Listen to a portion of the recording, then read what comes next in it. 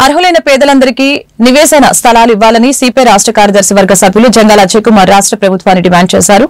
రాష్ట్ర వ్యాప్తంగా పేదలు ఉండేందుకు ఇల్లు లేక స్థలం లేక దీర్ఘకాలికంగా ఇబ్బందులు పడుతున్నారని, వారందరికీ ఇళ్ల స్థలాలు ఇవ్వాలని కోరుతూ సిపిఐ ఆధ్వర్యంలో అన్ని ప్రాంతాల్లో నిరుపేదల చేత నివాస స్థలం కోసం దరఖాస్తులు పెట్టిస్తున్నట్లు తెలియజేశారు.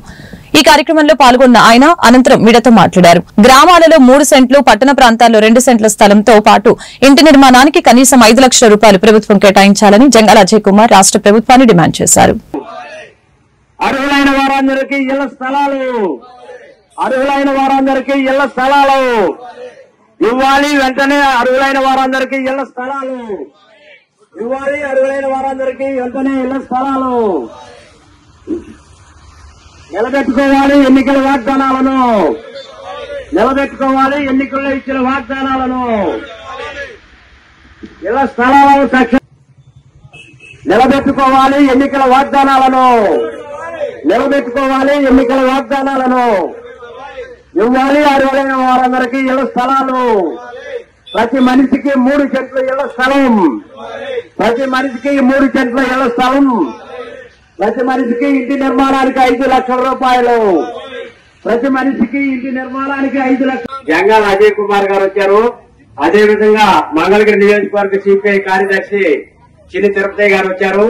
వాళ్ళందరూ కూడా ఇళ్ల స్థలాలు ఇవ్వాల్సిన ఆవశ్యకతని గురించి మీకు వివరిస్తారు. తర్వాత మీరందరూ కూడా ఇచ్చినాక లోపలిద్దాం. మీరు ఎవరు కూడా కంగారు పడదు. ఒక పావు గంట ఓర్పుగా ఉండండి. తర్వాత మా కార్యకర్తలు వచ్చి మీ దగ్గరకు వచ్చి అందరు అప్లికేషన్లు తీసుకుంటారు. ఇప్పుడు గతంలో వైసీపీ రాష్ట్రంలో ఉన్నటువంటి అన్ని గ్రామాల్లో సిపిఐ నాయకత్వంలో, వ్యవసాయ కార్మిక సంఘం నాయకత్వంలో గ్రామాల్లో 3 సెంట్లు ఇస్తానని, 4 లక్షల రూపాయలు ఇల్లు కట్టుకోవడానికి సహాయం చేస్తానని చంద్రబాబు నాయుడు గారు ఎన్నికల ముందు ఎన్నికల వాగ్దానంగా చేయటం అనేది జరిగింది.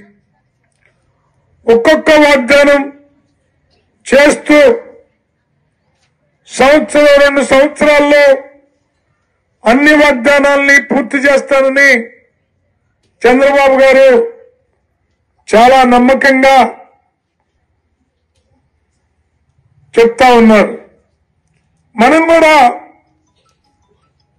ఇల్లు లేని పేదలు ఎవరున్నారు, 3 సెంట్ల స్థలం ఎవరికి అవసరం ఉన్నది అనే విషయాన్ని సిపిఐగా గ్రామాన గుర్తించి స్థానిక సచివాలయాల్లో ఇచ్చి సంబంధిత అధికారులతోటి మాట్లాడుతూ ఉన్నాం. మనం ఇట్లా ఊరికనే అర్జీలు పట్ల ఈ అర్జీలు ఇళ్ల స్థలాల్ని ఖచ్చితంగా సాధించుకోవడం కోసమే, పోరాటం కోసమే ఇస్తున్నాం. అనగానే సత్యప్రసాద్ గారిని కలిసాం, కలిసి చెప్పాం, మేమే వాలంటరీగా రూపాయి ఖర్చు ప్రజలకు లేకుండా